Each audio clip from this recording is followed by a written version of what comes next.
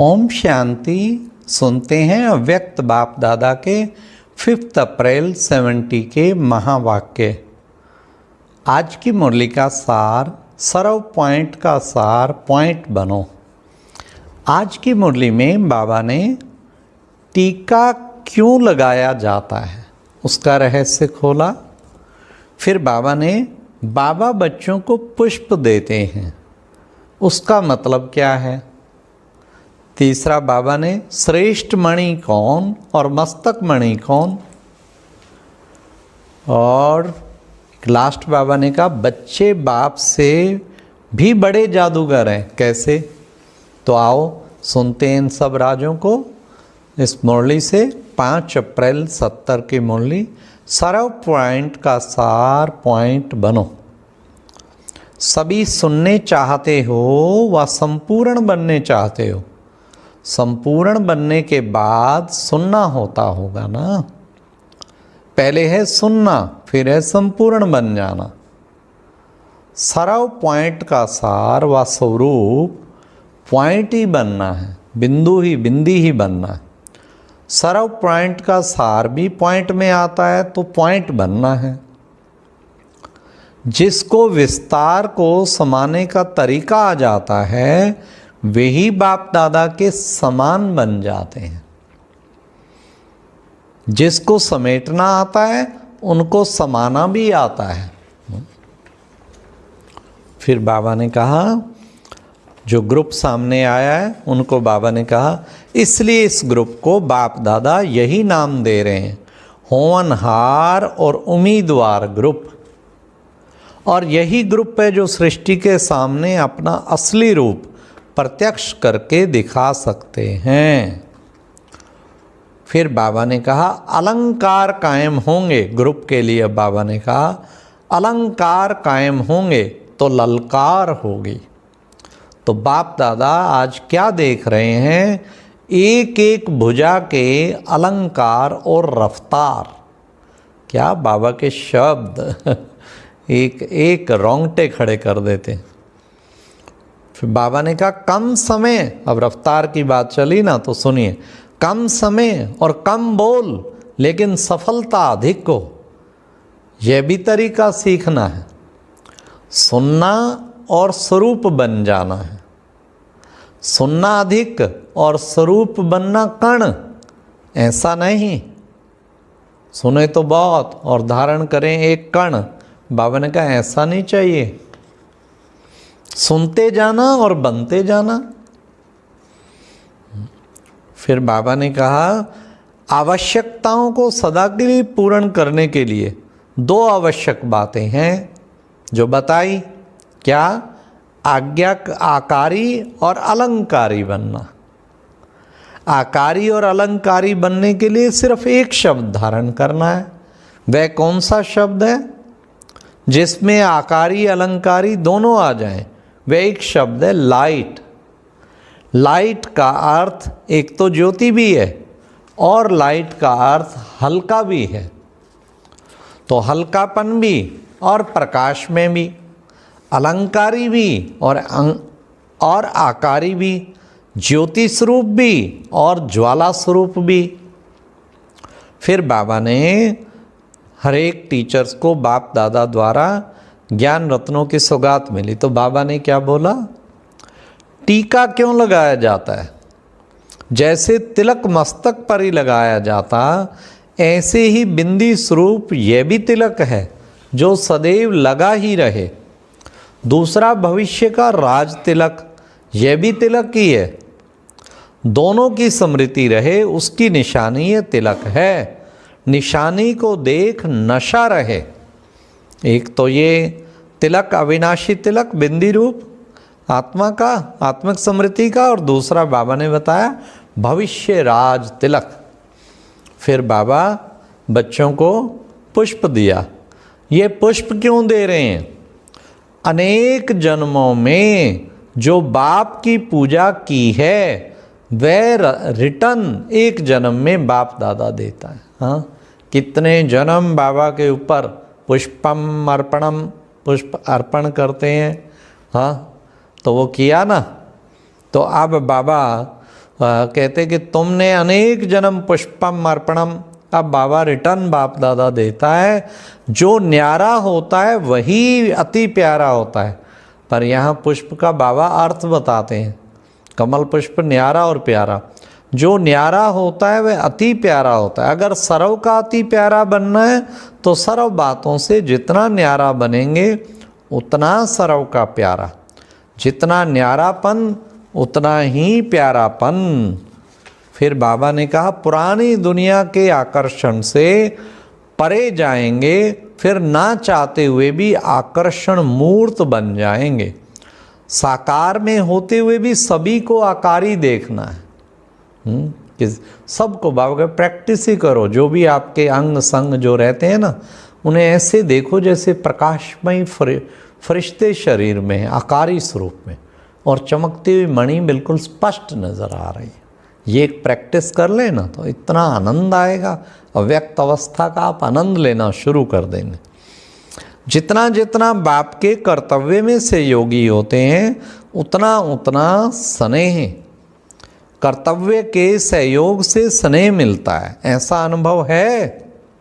अब बड़े ध्यान से सुनना क्या बाबा आगे कह रहे हैं। जिस दिन कर्तव्य के अधिक सहयोगी होते हैं उस दिन स्नेह का विशेष अधिक अनुभव होता है, प्रोवाइडेड के ये मैं कर रहा हूँ ये ध्यान ना हो, बाबा करा रहा है, बाबा कर रहा है।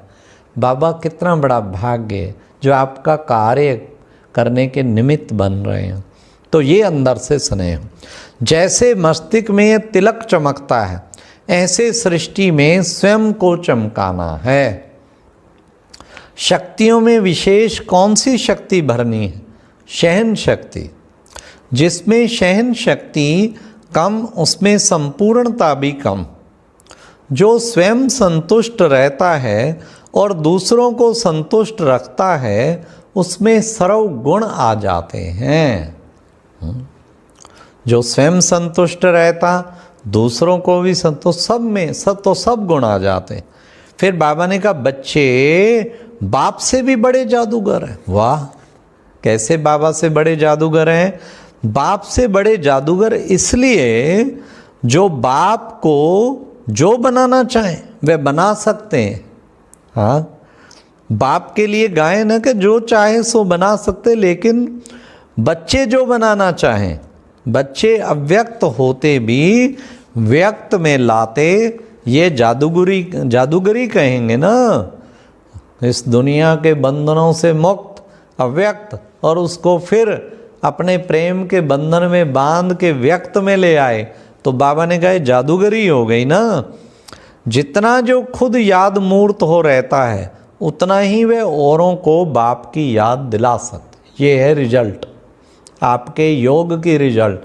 जितना आप योगी होंगे ना, आप औरों को भी योगी बना पाएंगे।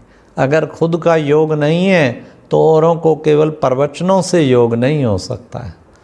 तो बाबा ने कहा जितना खुद याद मूर्त हो रहता है उतना ही वह औरों को बाप की याद दिला सकता है। याद मूर्त बन सभी को याद दिलाना है। अपने को सदैव ऐसे ही एवरेडी रखना है जो कभी भी समय आ जाए इंतज़ार को ख़त्म करके इंतज़ार रखना है। हाँ, बाबा ने कहा कभी भी अभी भी बुलावा आ जाए तो इतना एवर रेडी रखो, इंतज़ार नहीं करना, इंतज़ाम करके रखो। बाबा ने कितना सुंदर बात कही है कि वेट नहीं करो, डोंट वेट, लेकिन इंतज़ाम कर लो अपना, किसी वक्त भी बुलावा आ सकता है। कमाल कोमल बनने के साथ साथ कमाल करनी है, नरम भी रहना है लेकिन कमाल करके दिखाना। कोमलता और कमाल दोनों ही संग होने से कमाल कर दिखाते हैं। फिर बाबा ने कहा जैसा जैसा कर्म करेंगे वैसा नाम पड़ेगा। अगर श्रेष्ठ काम करेंगे तो नाम भी श्रेष्ठ पड़ेगा। तो क्या नाम पड़ेगा? श्रेष्ठ मणि। श्रेष्ठ मणि को सर्व कार्य श्रेष्ठ करने पड़ते हैं। समझा? श्रेष्ठ मणि आप सब कौन है? श्रेष्ठ मणियाँ। तो सब श्रेष्ठ मणि माना सारा दिन श्रेष्ठ काम करते रहे। आपको दिन में ध्यान आए, कराता तो बाबा है, करण करावनहार वो है, लेकिन मैं निमित्त हूँ आज प्यारे बाबा ने कितने श्रेष्ठ कार्यों के निमित्त बनाया। दिन भर बाबा के आगे ऑफर करके रहो, बाबा मुझे जैसे यूज करो, आप ही करा रहे, आप ही बुलवा रहे, आप ही सब कुछ करा रहे बस। तो श्रेष्ठ मणि, श्रेष्ठ कर्मों की बहुत बड़ी प्लानिंग रोजाना कर लेनी चाहिए।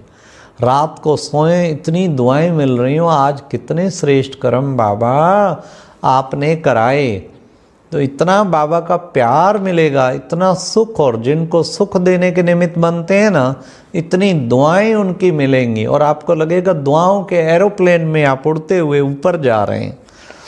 जैसे बुद्धि से छोटा बिंदु खिसक जाता है, ऐसे यह छोटा बिंदु भी हाथ से खिसक जाता है।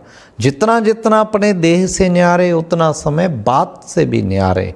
समझा? तो बाबा कहते ये खिसक नहीं याद, बिंदु है ना निराकारी की, पर भूलना नहीं है, फिर याद करना है। अभी अभी शरीर का वस्त्र धारण किया, अभी अभी उतारा, मुख्य पुरुषार्थ आज इस विशेष बात पर करना है। जब ये मुख्य पुरुषार्थ करेंगे तब मुख्य रत्नों में आ जाएंगे। क्वेश्चन भी बाबा बताता है, आंसर भी, ताप जाने का तरीका भी बता रहा है, मुख्य रत्नों में कैसे आना है। मुख्य रत्नों में आने का तरीका बता दिया, ये मुख्य पुरुषार्थ। अभी अभी शरीर का वस्त्र धारण किया, अभी अभी से उतार दिया, अर्थात जब चाहें विदेही बन जाएं और जब चाहें देह में आके सेवा करें। जितना जो विदेही होगा उतना वो स्नेही होगा। तो विदेही बनना अर्थात स्नेही बनना, क्योंकि बाप विदेही है ना, तो विदेही प्यार तो फिर विदेही से ही होगा ना। ऐसे ही जो भी कमजोरियां हैं उन्हों का भी स्वप्न में, संकल्प में भी नहीं रहना चाहिए। ऐसा पुरुषार्थ करना है। लक्ष्य भी रखो, यह कमजोरियां पूर्व जन्म के बहुत जन्मों की हैं, पुरानी हो गई, बहुत पुराने जन्म। वर्तमान जन्म के लिए ऐसी कमजोरियों का प्रायलोप करो। मास्टर सर्वशक्तिवान हो, सर्वशक्तिवान के बच्चे अर्थात सर्वशक्तिवान ऐसे कभी नहीं कहें मैं ये नहीं कर सकती हूँ, मैं ये नहीं कर सकता, सब कुछ कर सकता हूँ, कुछ भी असंभव नहीं है, कोई भी असंभव बात नहीं है। तो बाबा ने कहा कोई मुश्किल बात भी सहज। तो कितना सुंदर बाबा ने कहा, उनके लिए कुछ मुश्किल होता है? नहीं, मास्टर सर्वशक्तिवान बनना है, एक शक्ति की भी कमी ना रहे। जहाँ अकेला बनो वहाँ साथ समझो, कहाँ अकेला भेजें तो साथ समझेंगे ना। अगर शिव बाबा साथ है फिर कहाँ अकेली हो तो अकेलापन लगेगा नहीं, अकेले रहते भी साथ का अनुभव हो। बाहर का अकेलापन और अंदर का साथ, बाहर के साथ के अकेलेपन से अकेलापन भूल जाते हैं। मस्तक मणि कौन बनता है? अब सुनिए, जो मस्तक में विराजमान हुई आत्मा में ज़्यादा समय उपस्थित रहता है वह बनते हैं मस्तक मणि। आज श्रेष्ठ मणि भी, आज मस्तक मणि भी बताई है। तीव्र पुरुषार्थी की निशानी, जो कब ना कहे अब कहते हैं। जो पुरुषार्थ में कब कहेंगे तो उनकी पूजा भी कम। इसलिए कोई भी बात में कब देखेंगे नहीं, लेकिन अब दिखाऊंगा, करके दिखाऊंगा, इसको कहा जाता है तीव्र पुरुषार्थी। हिम्मत वाले जो होते हैं ना उनको मदद मिलती है, मदद मांगने से नहीं मिलती, हिम्मत रखनी पड़ती है। हिम्मत पूरी रखते हैं तो मदद बहुत मिलती है। अच्छा, ओम शांति। ये थे आज के मधुर महावाक्य। बाबा ने जो कहा, पुष्प न्यारा प्यारा, श्रेष्ठ मणि, श्रेष्ठ कर्मों को खूब करें, मस्तक मणि बन के रहें और बाबा को सबको आकारी रूप में देखने का अभ्यास करें। ओम शांति। एक दिन भी प्यारे बाबा की अव्यक्त ये मुरली मिस नहीं करें। और अब यह एक बहुत अच्छी वीडियो भी जरूर देखें।